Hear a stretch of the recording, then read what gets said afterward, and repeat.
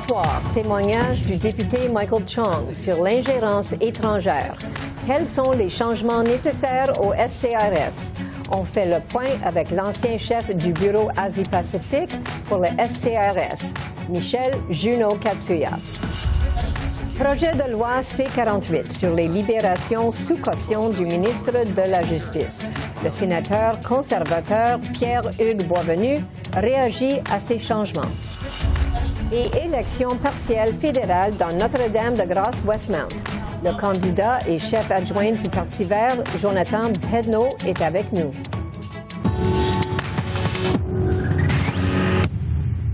Bonsoir, Mesdames, Messieurs. Le député conservateur Michael Chong réclame des changements au SCRS pour que les députés soient informés s'ils font l'objet de menaces étrangères. C'est ce qu'il a demandé mardi en comité parlementaire. Il a révélé avoir rencontré 3 fois en moins d'1 an des agents du SCRS parce qu'il pensait être visé par des menaces sans que rien ne lui soit dévoilé.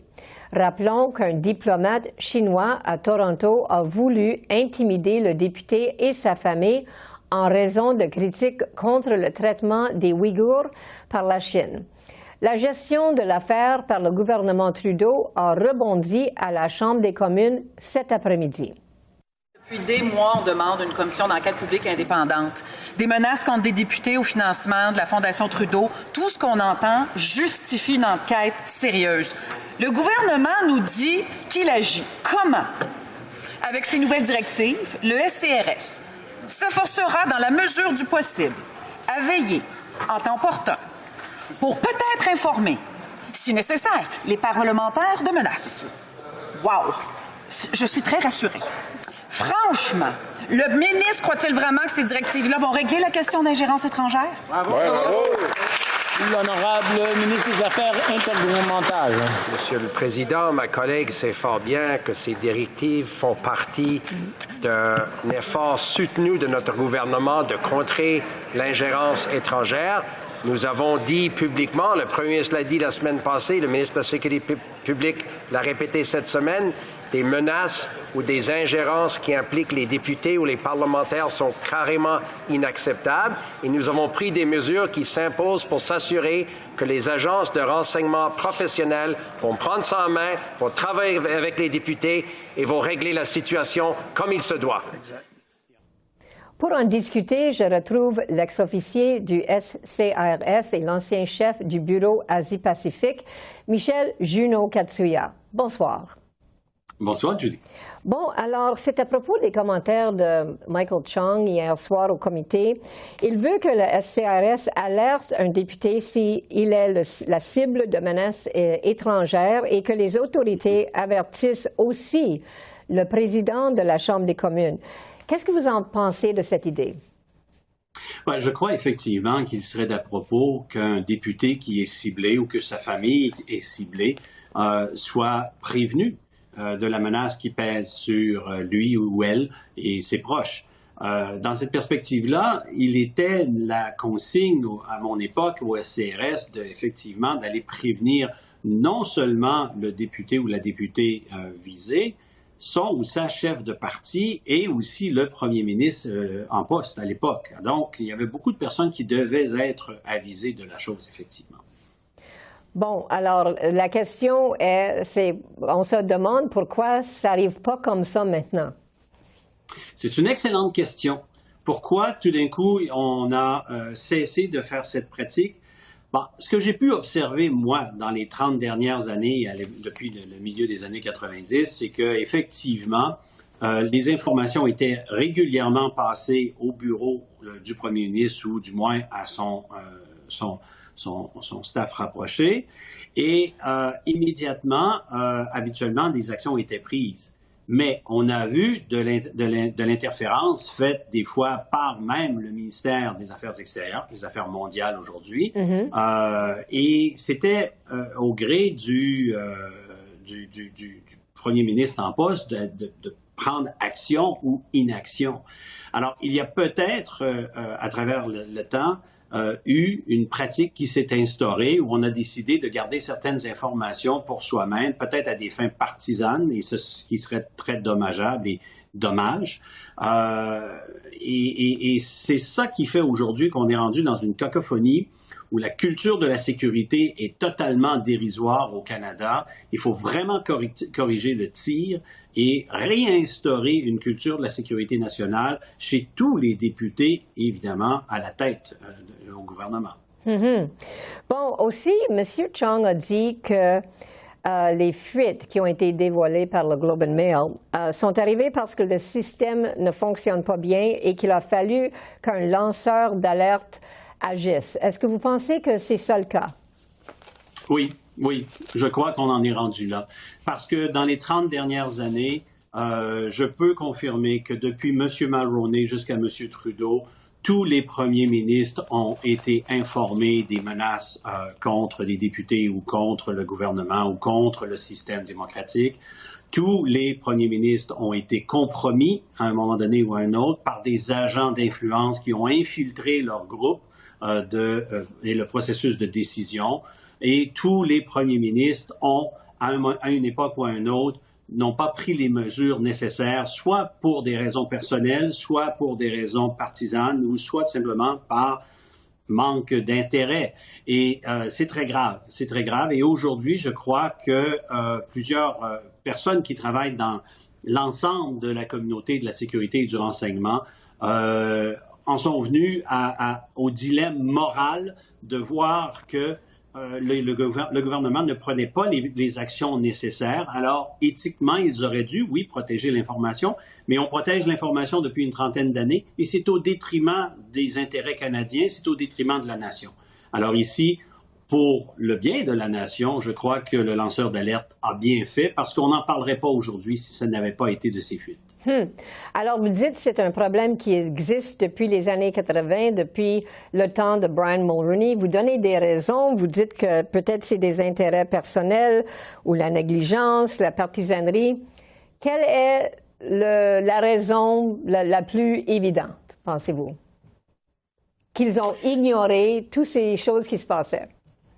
Une combinaison principale de trois choses. Intérêt personnel. Tous les premiers ministres avaient des intérêts personnels impliqués avec la Chine. Partisanerie. Tous les premiers ministres ont joué avec l'information histoire de profiter de l'information. Et ultimement, à cause de l'ingérence d'agents d'influence qui sont rentrés dans le processus décisionnel, qui sont rentrés dans le pouvoir, ils ont été capables d'influencer les orientations du pouvoir éventuellement et les prises de décision. Ces trois éléments sont, à mon avis, sine qua non dans la compréhension aujourd'hui de ce qui se passe. Alors, quand vous dites des intérêts personnels, comme des intérêts de commerce, comme gouvernement, ou qu'est-ce que vous dites? Oui. Vous parlez de commerce avec la Chine. Oui, de commerce personnel. On a vu des premiers ministres qui ont favorisé certaines entreprises particulièrement. On a vu des ministres recevoir de l'argent. On a vu des premiers ministres qui ont gagné en intérêt et en influence en travaillant avec la Chine plus précisément. On a vu des membres du cabinet qui, tout de suite après avoir quitté le bureau leur fonction officielle, sont allés travailler pour des compagnies chinoises à très gros salaires, s'il vous plaît. Donc, on peut voir tout au long qu'effectivement, il y a des partis politiques qui ont reçu de l'argent de la part de l'ambassade chinoise et de la part aussi d'intérêts chinois. Il n'y a pas que M. Trudeau qui en a reçu dans la fondation de M. Trudeau. Alors, c'est tous ces éléments-là qui ont préoccupé les personnes responsables de la sécurité nationale, qui ont vu que malheureusement, tous les gouvernements, depuis M. Mulroney jusqu'à M. Trudeau, ont fait partie du problème, pas partie de la solution. Et j'ai remarqué dans vos commentaires que vous aviez dit que les politiciens qui quittent la vie politique devraient avoir des limites sur leurs activités avec des États étrangers. J'imagine que c'est quelque chose qui vous plaît. Mais j'aimerais, parce qu'on a juste quelques minutes qui restent, vous avez parlé du fait qu'il y a 70% des diplomates ici au Canada qui sont engagés dans l'espionnage. Oui. D'où prenez-vous ce chiffre-là? C'est énorme.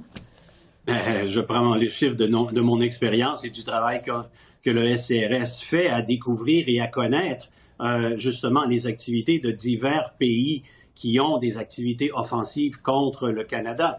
Pour la Chine, c'est encore beaucoup plus évident. On a un déficit commercial avec la Chine depuis des années. Les États-Unis sont notre principal partenaire commercial et la Chine a le double de diplomates ici en poste comparativement aux États-Unis. C'est un non-sens. La plupart de ces diplomates ne sont pas ici pour remplir des fonctions diplomatiques, mais bel et bien pour surveiller la communauté, infiltrer la communauté, intimider la communauté, développer des contacts soit dans le monde corporatif, académique ou politique, afin de faire de l'ingérence, du vol de propriété intellectuelle et d'acquérir aussi de l'influence dans le processus décisionnel. Alors, il y a trop de diplomates et il y a une iniquité avec le Canada qui a juste quelques diplomates en Chine. C'est totalement inéquitable et s'ils veulent avoir plus de gens, il faut nous en donner plus en Chine aussi. Alors, j'imagine que vous aimeriez si plus de diplomates qui travaillent dans l'ambassade de Chine et les consuls sont expulsés. Vous suggérez qu'il y en a bien trop. Pas nécessairement expulsés, mais qu'on coupe leur accréditation ici au Canada. On n'a pas besoin d'autant de représentants chinois et chinoises. La communauté chinoise est à peu près 1 million de personnes à travers le Canada. C'est quand même important, mais ce n'est pas suffisamment gros pour suggérer et soutenir l'idée d'avoir autant de diplomates chinois qui ne sont pas réellement des diplomates. La plupart, comme je le disais tout à l'heure, et je l'affirme encore une fois, sont ici pour faire des activités d'espionnage. Oh mon Dieu. Alors, malheureusement, c'est tout le temps que nous avons ce soir. J'ai beaucoup d'autres questions, mais peut-être à la prochaine fois. Alors, Monsieur Junot Couture, je vous remercie beaucoup et bonsoir. À très bientôt, j'espère. Au revoir.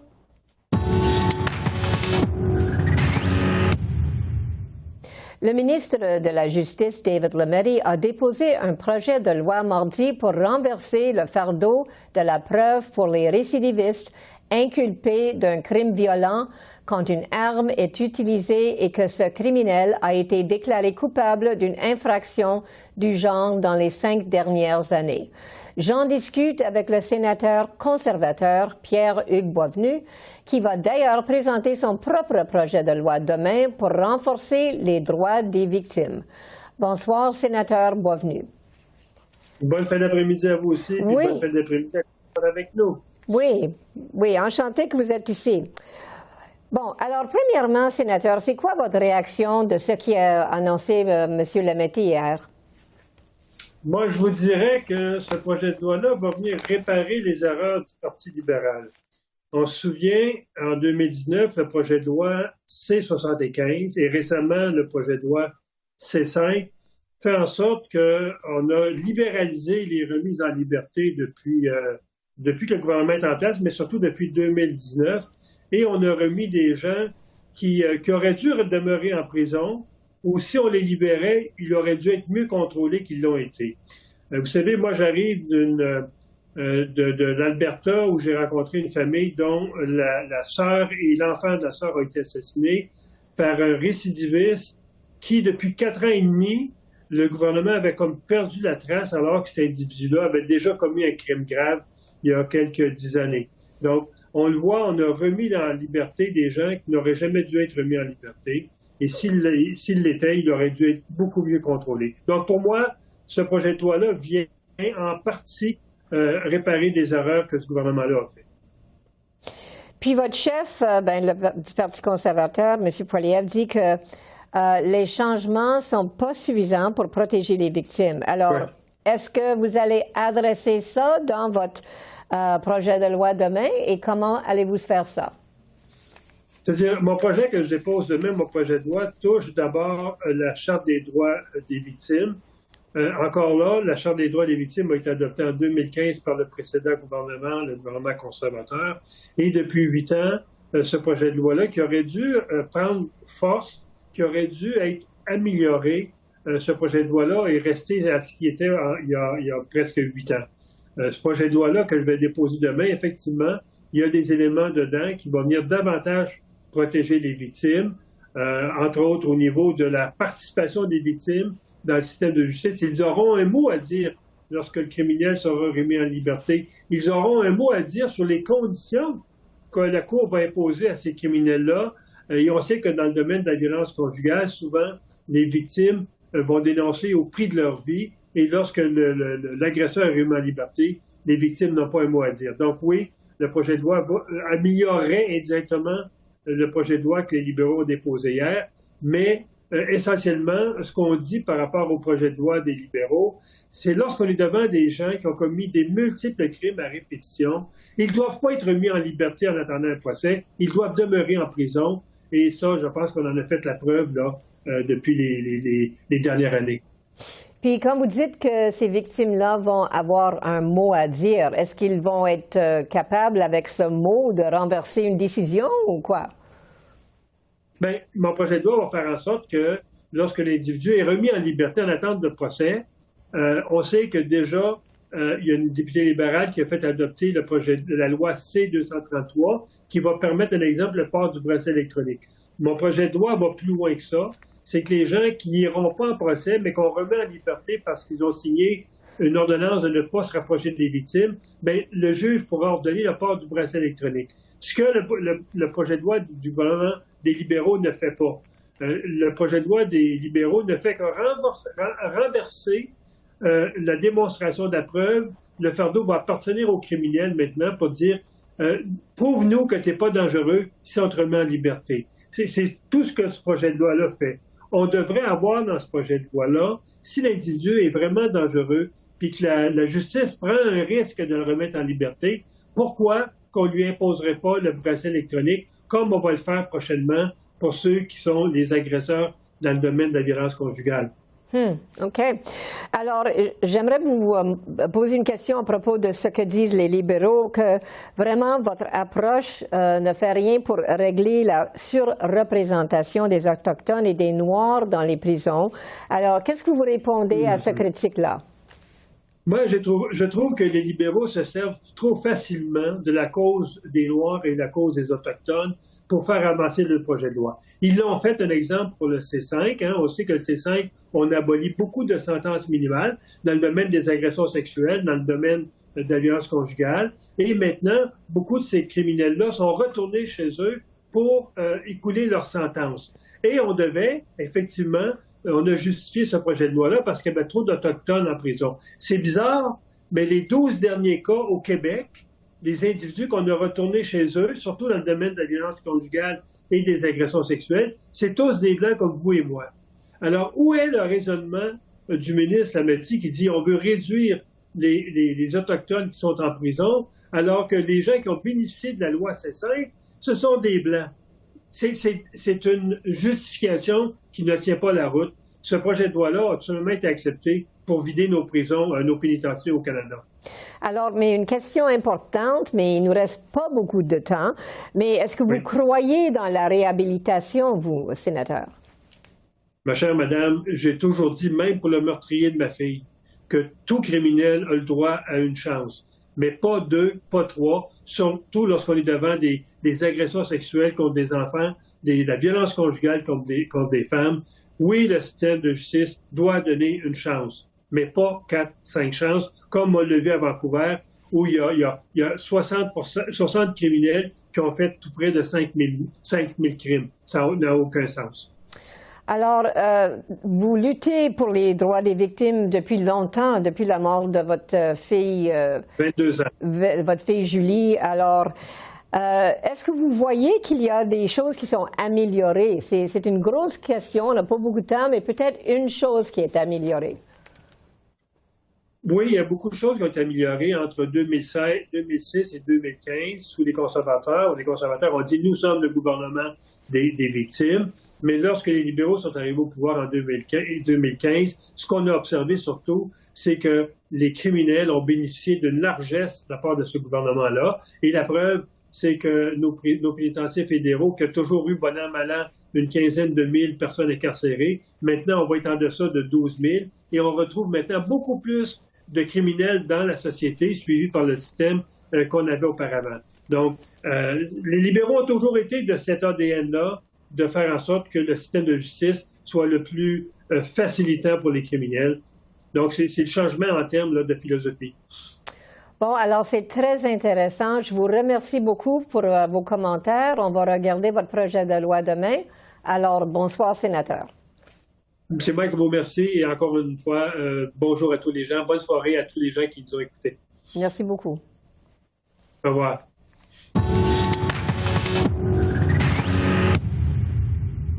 Le premier ministre Justin Trudeau a annoncé dimanche que des élections partielles se tiendront dans 4 comtés le 19 juin, dont Notre-Dame-de-Grâce, Westmount à Montréal. Jonathan Pedneau, chef adjoint du Parti vert, se présente dans ce comté. Bonsoir, Monsieur Pedneau. Bonsoir. Bon, alors, j'aimerais premièrement vous demander pourquoi vous avez choisi ce comté-là pour faire votre entrée dans la Chambre des communes.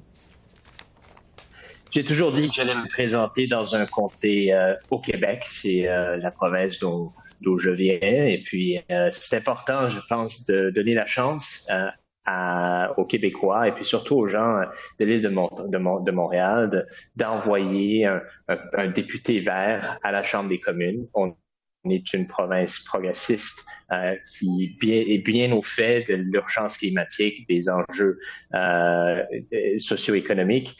Et dans un contexte où présentement le Parti vert est probablement le seul véritable parti d'opposition progressiste à la Chambre des communes. Hein. On a un parti néo-démocrate qui supporte coûte que coûte un gouvernement libéral qui n'arrête pas de briser ses promesses.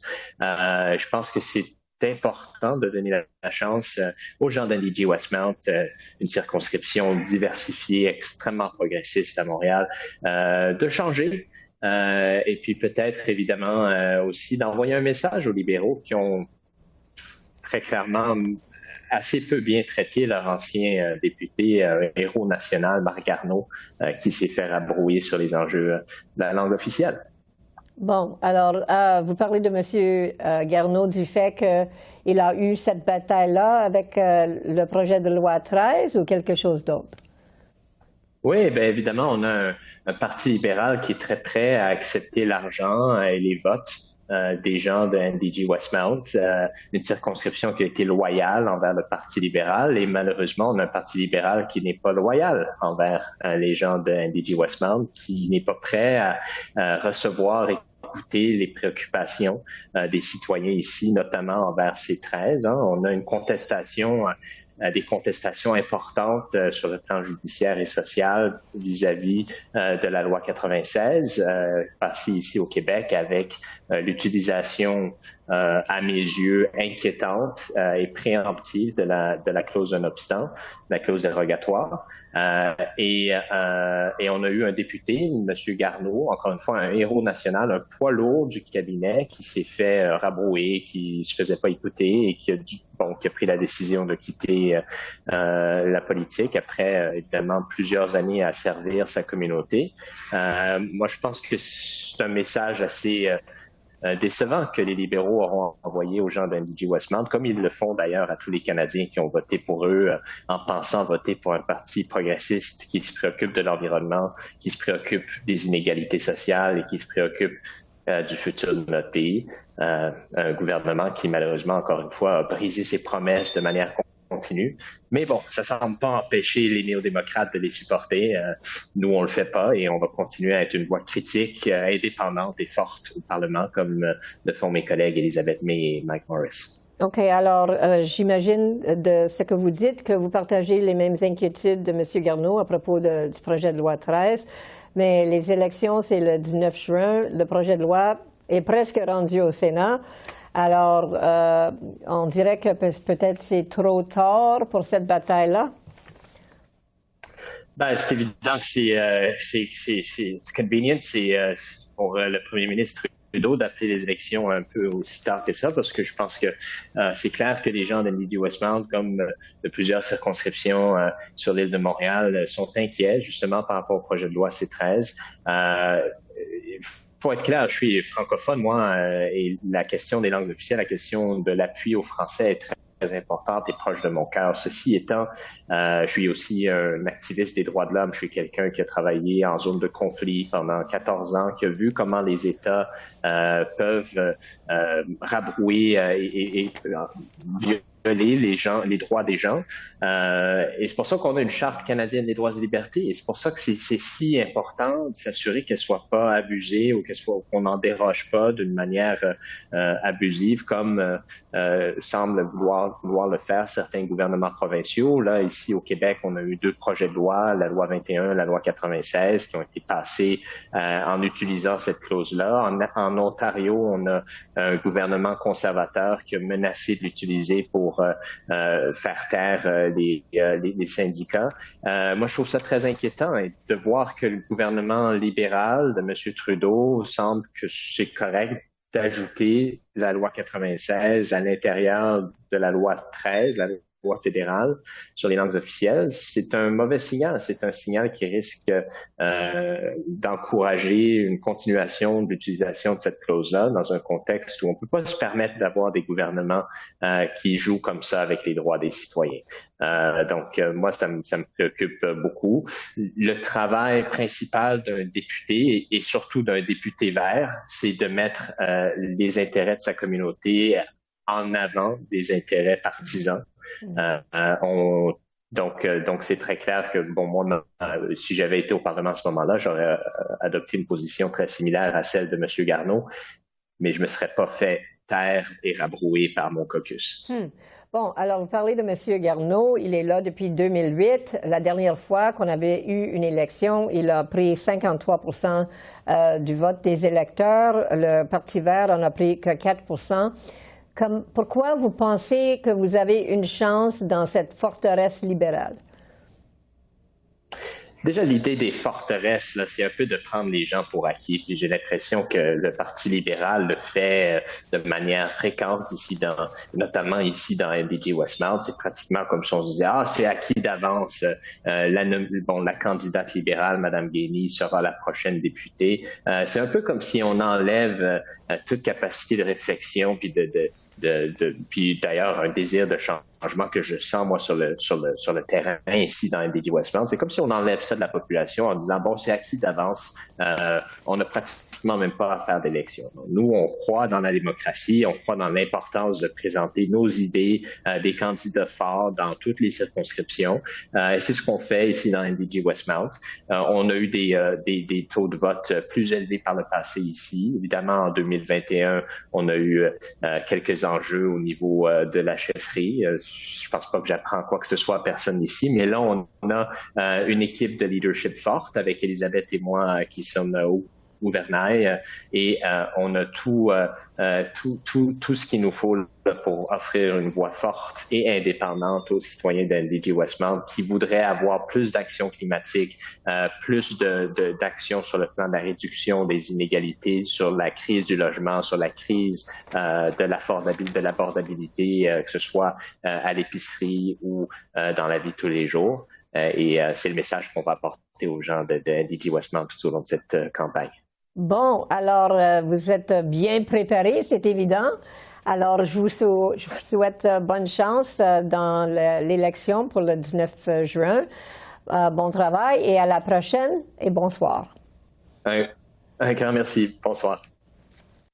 Alors, voilà, c'est comme ça qu'on a vu l'essentiel de l'actualité de ce mercredi 17 mai sur la colline parlementaire à Ottawa. Julie Van Dusen qui vous remercie d'être à l'antenne de CPAC, la chaîne d'affaires publiques par câble. Bonne fin de soirée et à demain.